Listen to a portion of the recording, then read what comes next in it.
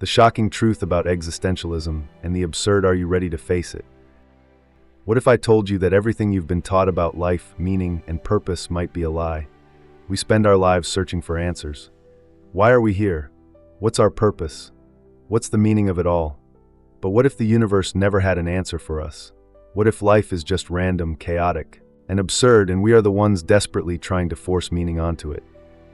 This is the foundation of existentialism and the philosophy of the absurd, that it's the belief that the universe doesn't give you a purpose, you must create it yourself. There is no divine plan, no predestined fate, just your choices. And if you try to find ultimate meaning, where there is none, you will drive yourself insane. Two of the most legendary thinkers in this philosophy, Jean-Paul Sartre and Albert Camus, explored these ideas deeply. Sartre believed you are radically free, responsible for defining your own life. Camus argued that the search for meaning in a meaningless world is the greatest struggle of all.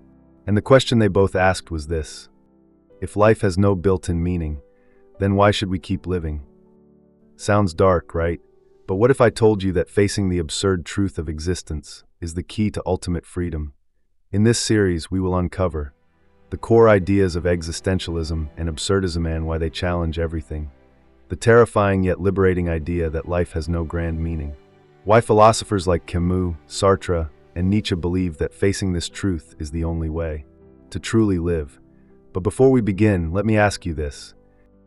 Have you ever felt like nothing in life truly matters, but instead of making you sad, it made you feel free? If so, you may already be thinking like an existentialist. The absurd truth why searching for meaning can drive you insane. Have you ever asked yourself, what's the point of all this? You wake up, you go to work, you scroll through your phone, you chase goals society tells you to chase. And then one day, you realize none of it really matters. This is the terrifying, yet liberating, idea at the core of absurdism. Albert Camus, one of the most famous philosophers of the absurd, argued that life is inherently meaningless and that human beings drive themselves crazy trying to force meaning onto it. He called this the absurd. The universe is silent, it doesn't tell you why you're here. There is no divine script guiding your every move. You are left with only one thing: your own choices. But here's where it gets interesting. Most people, when faced with this terrifying truth, react in one of three ways. 1. Denial, creating artificial meaning. This is what most people do. Instead of facing the absurdity of life, they try to force meaning onto everything. They cling to religion, traditions, and societal rules because it's easier to believe someone else has the answers. They distract themselves with careers, money, fame, believing these things will give their lives a purpose. They pretend that their achievements make them special. But deep down, there's always a whisper in their minds. Does any of this really matter? 2. Escape, giving up on life. Some people, when they realize that life has no inherent meaning, break down. This was the fear of Camus and Nietzsche, that once people realized life had no built-in purpose, they would feel so lost that they would fall into despair, nihilism, or even self-destruction. Camus called this philosophical suicide, when people give up on life because they can't handle its absurdity. But there is a third path, and this is where existentialism and absurdism become powerful. Point 3. Rebellion, embracing the absurd and becoming truly free. Camus argued that the moment you accept that life has no grand meaning, you become free. Free from expectations, free from pressure to succeed, free to define life on your own terms. This is called the absurd hero. Instead of trying to escape meaninglessness, you embrace it and create your own meaning. And the perfect symbol of this philosophy, a man pushing a rock up a mountain for eternity. The myth of Sisyphus, the ultimate absurd hero.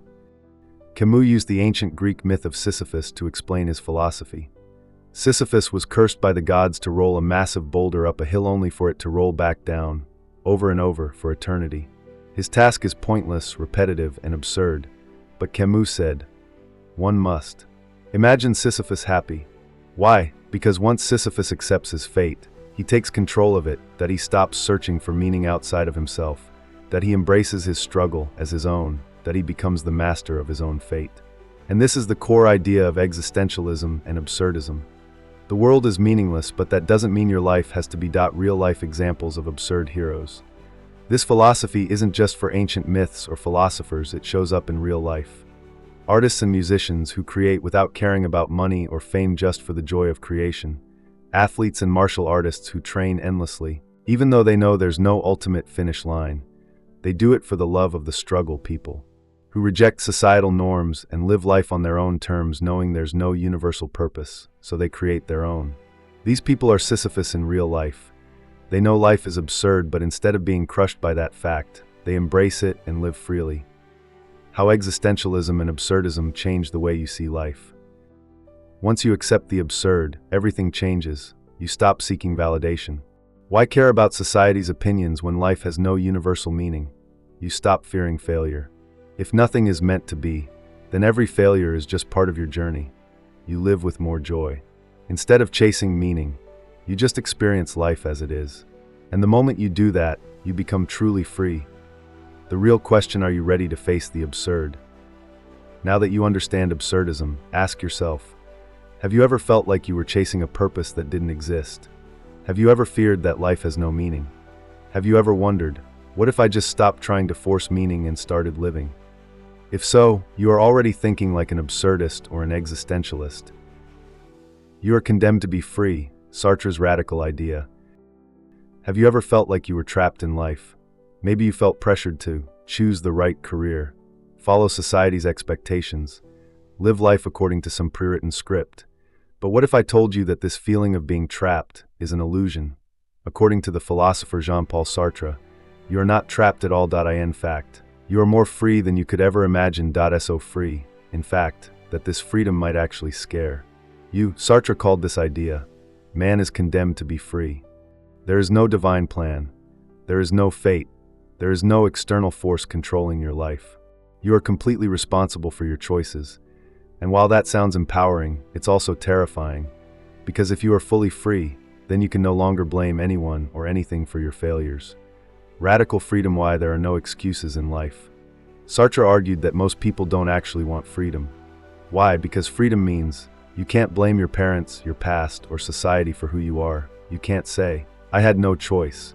Because you always have a choice. You are 100% responsible for your life, your happiness, and your direction. This is what Sartre meant by condemned to be free. You didn't ask for this freedom, but you have it anyway. And most people can't handle that level of responsibility. Bad faith. How people lie to themselves to avoid freedom. Since absolute freedom is terrifying, most people try to escape it. Sartre called this bad faith. When people lie to themselves to avoid responsibility, a person hates their job, but instead of quitting, they say, I have no choice, I need the money. Lie. You always have a choice, you're just afraid of uncertainty. Someone stays in a toxic relationship saying, I can't leave, they need me. Lie. You are choosing to stay out of fear or attachment. A person wants to follow their dreams but says, I'd love to, but I'm just not lucky like other people. Lie. You are making excuses because action is hard. In reality, you can quit your job, you can leave a bad relationship, you can chase your dreams. But these choices come with risk, uncertainty, and responsibility. And most people would rather lie to themselves than face the terrifying truth. They are fully in control of their own lives. The weight of freedom. Why it feels like a burden. Freedom sounds exciting, until you realize that it comes with no instructions, that if life has no pre-written purpose, you must create your own, that if there's no cosmic plan, your future is completely up to you, that if no one is controlling your destiny, then success or failure is your responsibility alone. This is why so many people struggle with existential crises. They crave meaning but also fear the weight of creating it themselves. The existentialists answer, live with intention. If Sartre was right, and life has no predefined meaning, then what should we do? Stop lying to yourself. Accept that every action, every choice is yours. Take responsibility. If you're unhappy, change something. No excuses. Create meaning for yourself. There is no universal correct way to live, so build your own purpose. This is what Sartre called authenticity. To live authentically means you accept the absurdity of life. You stop making excuses. You take full ownership of your existence. And the moment you do that, you become truly free. Real-life examples how existentialism shows up in everyday life. Think about the most fearless, independent people in history. Artists who refused to follow trends and created their own style.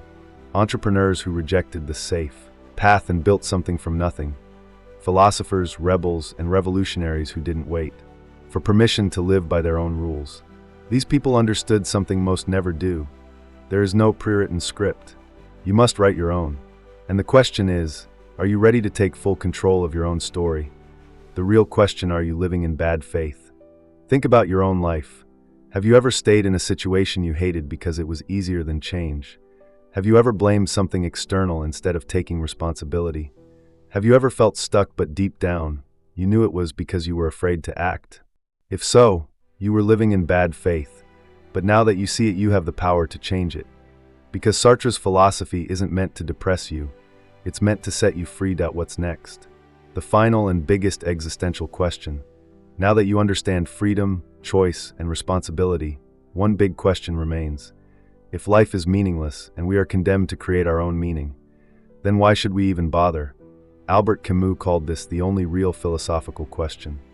And in the next part, we will tackle the most controversial idea in existentialism: why, despite everything, we must embrace life and keep moving forward. Because at the end of the day, the true power of existentialism is not in finding meaning but in living fully despite its absence. Why should we keep living in an absurd world? We've explored the terrifying freedom of existentialism, that we know that life has no built-in meaning, that we know that we are completely responsible for defining our own path, that we know that there is no higher force controlling our destiny. But this brings us to the final and most dangerous question in existentialism. Albert Camus called it the only real philosophical question. And that question is, if life has no meaning, why should we keep living? The absurd struggle: should we give up or keep fighting? When people realize that the universe is indifferent, they react in different ways. 1. Some people give up the trap of nihilism. For some, realizing that life has no built-in purpose leads to despair. They think, if nothing matters, why try? They stop chasing their goals because what's the point? They fall into nihilism, the belief that since nothing has meaning, nothing is worth doing. Camus rejected nihilism. To him, giving up is a form of surrender. But there is another way. Point 2. The existential answer: keep living, even without meaning. Instead of giving up, existentialists and absurdists believe, yes, life is absurd. There is no universal purpose.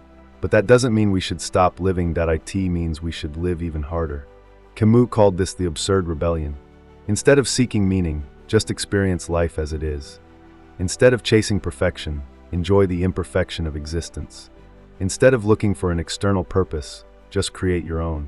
In other words, stop searching for meaning and just start living. The absurd hero choosing life despite the absurd. Remember Sisyphus? He was condemned to push a rock up a hill forever. His task is pointless, repetitive, and absurd. But instead of despairing, he embraces it.